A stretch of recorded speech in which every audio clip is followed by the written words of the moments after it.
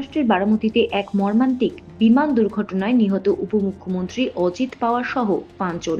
দুর্ঘটনাটি ঘটে বুধবার সকালে মুম্বাই থেকে বারামতিতে গুরুত্বপূর্ণ জনসভায় অংশ নেওয়ার জন্য রওনা হওয়া একটি ব্যক্তিগত বিমান জরুরি অবতরণের সময় নিয়ন্ত্রণ হারিয়ে ভেঙে পড়ে।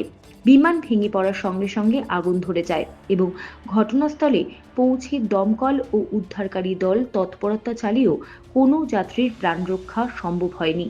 সূত্রের খবর, বিমানে অজিত পাওয়ারের সঙ্গে আরও ৫ জন ছিলেন। বারামতিতে প্রায় সময় অবতরণের জন্য রওনা হওয়া এই বিমানটি আচমকাই ভারসাম্য হারায় এবং সামনের অংশ ধ্বংসস্তূপে পরিণত হয়। এই দুর্ঘটনার খবর ছড়িয়ে পড়ার সঙ্গে সঙ্গে রাজ্য জুড়ে শোকের ছায়া নেমে আসে। দীর্ঘ রাজনৈতিক কর্মজীবন তাঁর। তিনি মহারাষ্ট্রের মহাজোট সরকারের অন্যতম গুরুত্বপূর্ণ নেতা ছিলেন। দুর্ঘটনার পর রাজনৈতিক মহলে শোকের আবহ সৃষ্টি হয়েছে। বাংলার মুখ্যমন্ত্রী মমতা বন্দ্যোপাধ্যায়ও গভীর শোক প্রকাশ করেছেন এবং অজিত পাওয়ার ও তার পরিবারকে সমবেদনা জানিয়েছেন।